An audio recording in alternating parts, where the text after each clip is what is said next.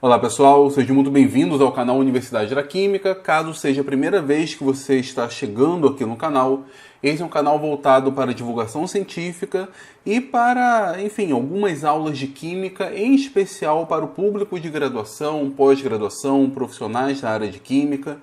Se você está nessa condição, então esse daqui é um lugar para você. Seja muito bem-vindo. Então, nesse vídeo eu vou começar uma série sobre um assunto que eu acho muito importante e que não tinha aqui no meu canal, que é estequiometria. Por que eu acho isso importante? Primeiro, né, geralmente eu sempre recebo perguntas: professor, eu queria fazer química, mas eu não tive um bom ensino médio. Será que eu consigo fazer um bom curso de química? A minha resposta, com certeza, com experiência, é uma única.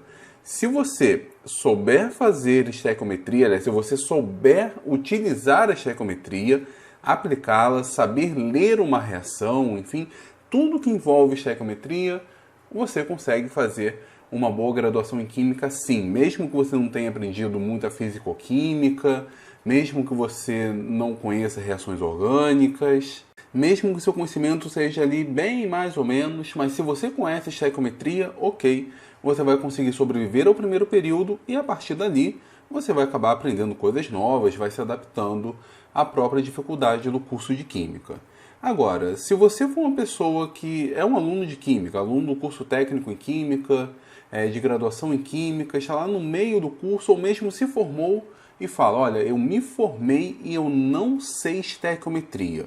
Primeiro, é muito estranho você se formar, ser um profissional da área de química, ter o seu diploma e não saber estequiometria. E segundo, isso não é nenhum motivo de orgulho, pelo contrário, é um motivo de vergonha. Então, assim, estequiometria é muito importante, é uma das bases da graduação em química, uma das coisas ali do ensino médio que você tem que saber se você quiser seguir a área de química. Se você quiser fazer filosofia, história, arquitetura, enfim, estequiometria é completamente secundário, não tem problema nenhum.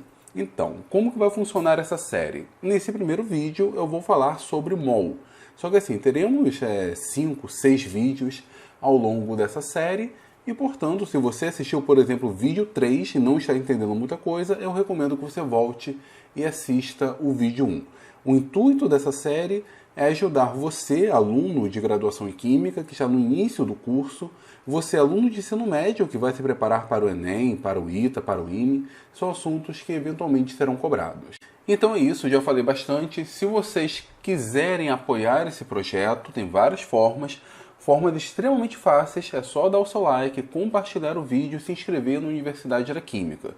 Se você quiser ajudar ainda mais, ajudar na infraestrutura do canal do Universidade da Química, então você pode se tornar um membro aqui do canal. Se você quiser aumentar ainda mais o seu conhecimento de química, aprofundá-lo mesmo, e com isso também ajudar a Universidade da Química, você pode assinar um dos cursos da Universidade da Química, Química Geral, Química Orgânica, Química Inorgânica, enfim.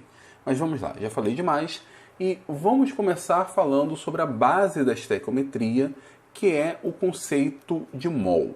Bom, primeiro eu vou mostrar para vocês o conceito oficial de mol, que inclusive a IUPAC publicou há pouco tempo. Embora já usássemos esse conceito, ele data do dia 8 de janeiro de 2018, então está completando aí quase 2 anos da data de publicação desse vídeo. Então o que é o mol? O mol contém exatamente 6,02214076 vezes 10 a 23 entidades elementares, onde essas entidades elementares são, na verdade, átomo, molécula, íon, elétron, ou qualquer outra partícula ou grupo específico de partículas, isso daqui, óbvio, em escala atômico-molecular. Essa definição foi publicada nesse artigo aqui, como falei, é uma definição formal recente, mas nós sempre utilizamos essa definição. O que é um mol? Um mol é um conjunto de 6,02, que normalmente é o número que nós utilizamos, 6,02 vezes 10 a 23 unidades. E assim, esse número pode assustar, mas a gente meio que trabalha com um conceito similar ao mol. Você provavelmente conhece o conceito de dúzia. Esse é o exemplo mais clássico de todos, mas ele funciona, não tem para que mudar. Você deve conhecer o exemplo de dúzia. O que é uma dúzia? Uma dúzia são 12 unidades. Não importa uma dúzia do que, não importa a natureza da unidade. Uma dúzia sempre vai ser 12. Pode ser uma dúzia de pessoas, uma dúzia de ovos, uma dúzia de laranjas, uma dúzia de pedras, uma dúzia de canetas, uma dúzia de qualquer coisa, sempre vai se referir a 12 unidades daquela coisa. Está claro? A gente pode ter variações. Podemos ter meia dúzia, que corresponde a pegar 12 e dividir por 2, vai dar 6. Podemos ter duas dúzias, 12 vezes 2, vai dar 24. Podemos ter 10 dúzias, 12 vezes 10, vai dar 120. Nós podemos variar esse número. Então, cada grupo de 12 unidades chamamos de uma dúzia. Poderíamos utilizar a dezena. A dezena corresponde a um grupo de 10 unidades. Poderíamos utilizar a centena, um grupo de 100 unidades. 5 unidades, não sei se tem nome especial, mas eu poderia criar um nome para 5 unidades. Para quem conhece um pouco o mercado de ações, sabe que ações geralmente são compradas e vendidas em lotes. E um lote corresponde a um conjunto de 100 ações.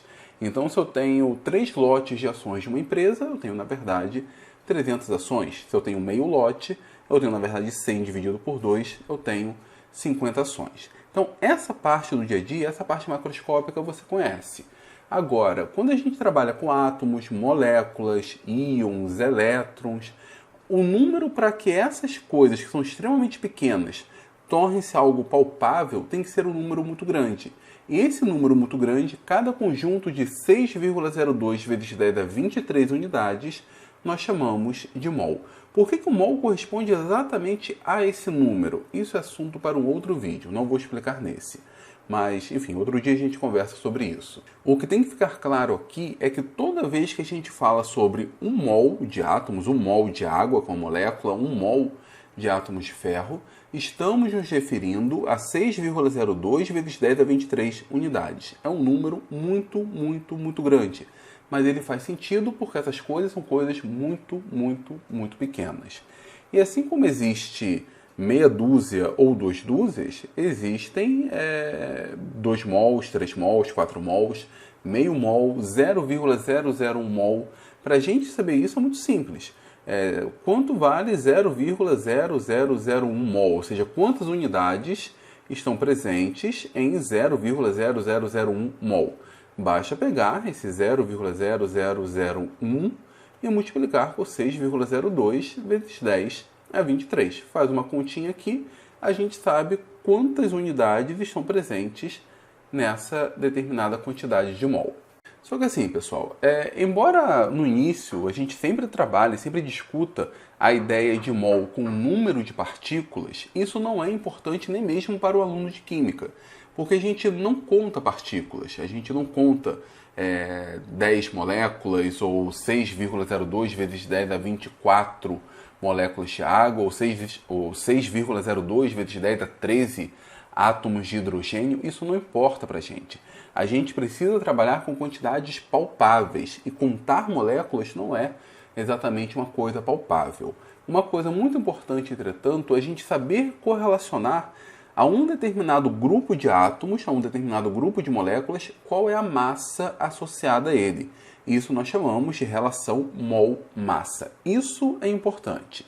Então, um mol de um átomo ou de uma molécula apresenta a massa correspondente à sua massa atômica ou massa molecular expressa em gramas por mol. Na verdade, nós utilizamos um termo mais geral, chamamos esse tipo de massa, a massa para um mol, de massa molar. O que significa isso? Se você pegar qualquer tabela periódica, ela vai ter pelo menos 3 informações. O símbolo, nesse caso O, que é o oxigênio, um número aqui em cima, que é o Z, que é um número atômico, e um número aqui embaixo, que às vezes é confundido com A, com o número de massa. Não, esse número aqui não é o número de massa. Ele é a massa atômica. Acontece que, formalmente, essa massa atômica só faz sentido quando nós falamos de um mol desse átomo. Como que a gente interpreta isso? Se nós tivermos um mol de oxigênio, ou seja, 6,02 vezes 10 a 23 átomos de oxigênio, esse conjunto de átomos, se eu fosse colocar em uma balança, pesaria 16 gramas. Então, a gente transforma essa unidade em gramas por mol. É a massa de 1 mol dessa substância. Eu estou utilizando valores arredondados. Esse valor geralmente é um número fracionário e não tem problema nenhum. Isso se dá devido à abundância isotópica. É um assunto que a gente pode discutir também numa outra oportunidade. Eu vou simplesmente arredondar esse número e lembrando, esse número não é um número de massa. É um número próximo ao número de massa, mas ele corresponde à massa de 1 mol de substâncias. Então, se nós pegarmos aqui, por exemplo, o carbono e olharmos o número do carbono, na média é 12. Ou seja, 6,02 vezes 10 a 23 átomos de carbono pesam 12 gramas. Para o nitrogênio, 14. O flúor é mais pesadinho, 19. O cloro é mais gordinho, 35,5. Geralmente é o número que nós utilizamos. Não arredondamos nem para 34, aliás, nem para 35, nem para 36. Ficamos com 35,5. É chato utilizar o número quebrado? Se você pode usar calculadora, não tem o que reclamar. Usa sua calculadora, faz a continha, não tem problema nenhum. Bom, ferro, 56 gramas, e cada elemento vai ter a sua massa associada para 1 mol. Então, pessoal, essa é a parte mais importante dessa aula. Esse pedaço que nós chamamos de massa atômica é o que faz o link entre o mundo microscópico, a quantidade de partículas, 6,02 vezes 10 a 23, ou um múltiplo disso, que nós chamamos de número de Avogadro, e uma quantidade palpável, aquilo que a gente consegue medir, que é a massa. Essa relação é dada pela massa atômica, informação essa que a gente obtém na tabela periódica, uma das principais observações, uma das principais informações da tabela periódica. Isso daqui quando nós falamos de átomos. Só para deixar claro, vamos fazer aqui alguns exemplos. Qual a massa de meio mol de carbono? Como que a gente faz isso? Bom, eu estou perguntando a massa. Se eu pergunto a massa, eu preciso olhar o valor da massa atômica lá na tabela periódica. O que a gente tem? Meio mol é 0,5 e a massa de 1 mol de carbono é 12. Se eu quero saber a massa de meio mol, é só pegar 0,5, multiplicar por 12, nós temos então 6 gramas. Qual é a massa de 30 mol de oxigênio? Faltou o S aqui? Não necessariamente. Mol, tanto o nome da grandeza quanto da unidade. Se for a grandeza, é flexível. A gente pode utilizar mol ou mols, no caso do plural. Mas eu posso me referir também à unidade. E aí a unidade ela não tem flexão. Por exemplo, se eu quero escrever metro, bom, metro, por extenso, é o nome da grandeza. Então temos metro e metros. Se eu quero utilizar a unidade, é M. Não existe ms. Ms não é metros. 30 metros é 30 m. Ms é milissegundo. Tem outro significado. Estou falando isso porque tanto faz de você colocar mol, nesse caso, no singular, quanto no plural. Mas vamos lá. Qual é a massa de 30 mol de oxigênio? A massa de 1 mol de oxigênio é 16 gramas. 16 vezes 30, 480 gramas. Agora, quantos átomos estão presentes em 25 mols de nitrogênio? A pergunta agora é quantos átomos? E quando eu pergunto quantos átomos, quantas moléculas, eu estou falando em contar partícula. E esse número sempre vai ser um número grande. Se você faz essa conta e descobre que dá 3, está errado. Esse número aqui sempre vai ser um número associado ao 6,02 vezes 10 a 23. Enfim, sempre vai ser o múltiplo desse número. Quantos átomos estão presentes em 25 mols de nitrogênio? 1 mol, nós sabemos que tem 6,02 vezes 10 a 23 átomos. 25 mols vai ser 25 vezes isso. 25 vezes 6,02 vezes 10 a 23, já em notação científica, dá 1,505 vezes 10 a 25. Para expressar em notação científica, esse número aqui tem que ser um número maior ou igual a 1 e menor do que 10. Então tem que ficar entre 1 e 9,9, por exemplo. Enfim, fazendo essa conta, nós descobrimos o número de átomos e é um número grande. Bom, próximo, quantos átomos estão presentes em 168 gramas de ferro? Aqui a gente tem que fazer duas contas, porque queremos saber quantos átomos estão presentes numa determinada massa. O link entre um e outro é exatamente o conceito de mol. Precisamos saber quantos mols estão presentes em 165 gramas de ferro e aí então multiplicar pelo 6,02 vezes 10 a 23. Então, para saber Quantos mols estão presentes em 168 gramas de ferro? Regra de 3. O pessoal costuma zoar que químico só sabe fazer regra de 3. Ela é extremamente útil nessa parte, então não tem problema nenhum utilizar. Um mol corresponde a 56 gramas, no caso do ferro. Eu olhei lá na tabela periódica. Quantos mols corresponde a 168? Fazendo a conta, 3 mols. Se eu quero saber quantos átomos estão presentes em 168 gramas, basta multiplicar 3 por 6,02 vezes 10 a 23 e identificamos 1,806 vezes 10 a 24 átomos. E com isso, então, nós fizemos alguns exemplos que mostram essa relação mol-massa para átomos. E quando nós trabalhamos com moléculas, as moléculas, na verdade, são formadas por um conjunto de átomos. O mesmo conceito vale para um composto iônico, que não é formalmente uma molécula, mas a ideia é a mesma, é um conjunto de átomos que se unem para formar algo mais complexo. No caso de molécula ou no caso de um composto iônico, enfim, qualquer estrutura que tenha mais de um átomo. Como que a gente procede nesse caso? Primeiro, a massa da molécula é o somatório das massas dos átomos em sua constituição, dos átomos que a constituem. Então, vamos pegar aqui um exemplo. Água. Qual é a massa de um mol de água? Eu preciso somar a massa de um mol de todos os componentes aqui.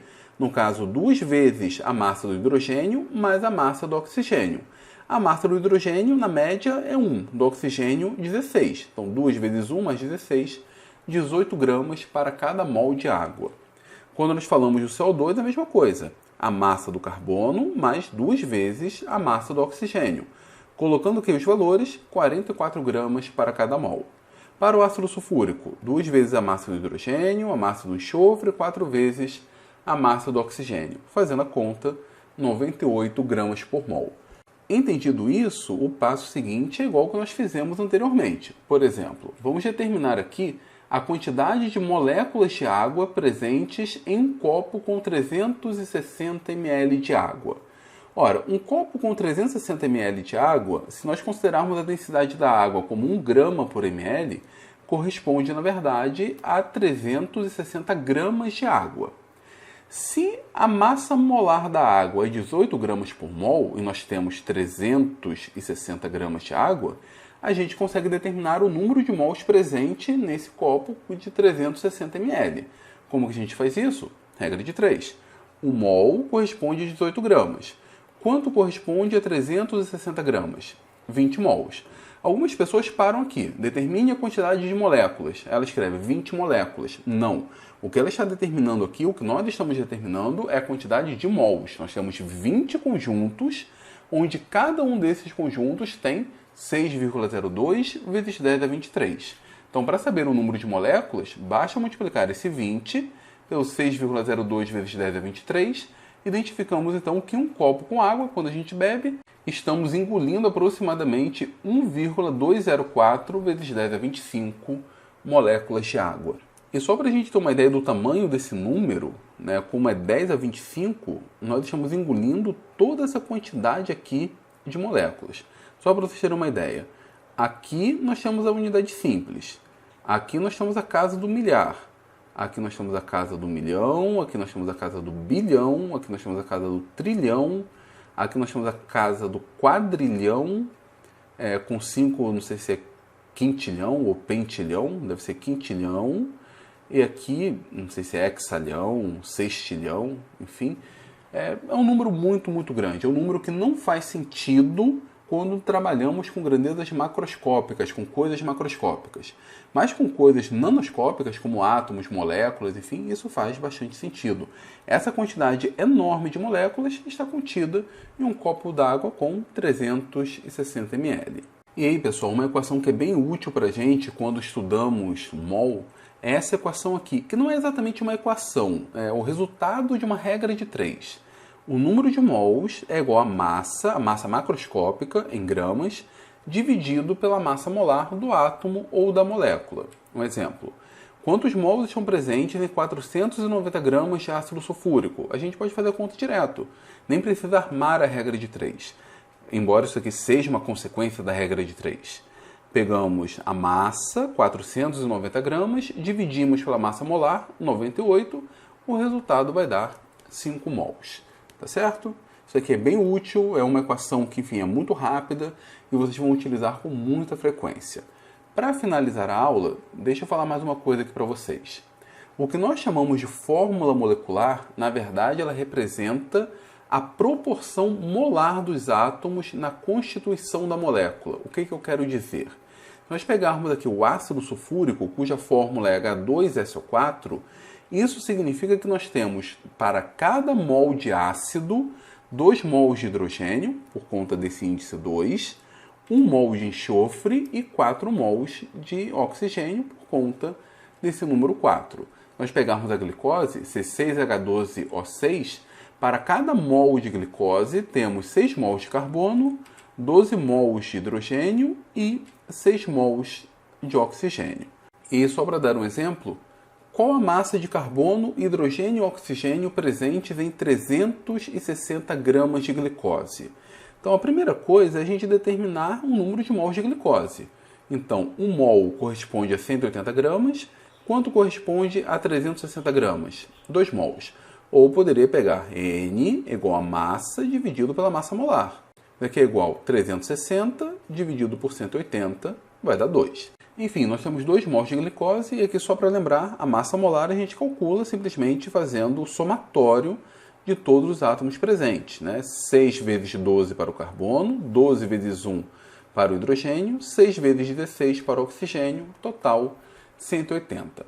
Mas a pergunta é, qual é a massa de carbono, hidrogênio e oxigênio presente nessa quantidade, 360 gramas de glicose? Ora, pela estequiometria da molécula, nós dizemos que são 6 átomos de carbono, para cada mol nós temos 2 mols de glicose, então teremos 2 vezes 6, 12 mols de carbono. Cada mol de carbono contribui com 12 gramas, então 12 mols serão 12 vezes 12, 144 gramas. Para o hidrogênio, 12 mols de hidrogênio para cada mol de glicose. São 2 mols de glicose, 24 mols. Cada um desses mols contribui com 1 grama, então teremos 24 gramas de hidrogênio. No caso do oxigênio, nós temos 6 mols originais, como são 2 mols, 12 mols de oxigênio, cada um contribuindo com 16 gramas, um total de 192 gramas de oxigênio em uma molécula de glicose. Às vezes o aluno não entende isso, não entende a relação presente na fórmula molecular. Mas isso aqui é bem simples, basta você se lembrar de uma bicicleta. Uma bicicleta vai ter sempre 2 rodas. Se você tiver 2 bicicletas, você terá 4 rodas. Se você tiver 3 bicicletas, você terá 6 rodas. Enfim, a quantidade de rodas sempre vai ser o dobro da quantidade de bicicletas. A quantidade de carbono na glicose sempre vai ser 6 vezes a quantidade de glicose. A quantidade de hidrogênio sempre vai ser 12 vezes a quantidade de glicose e por aí vai.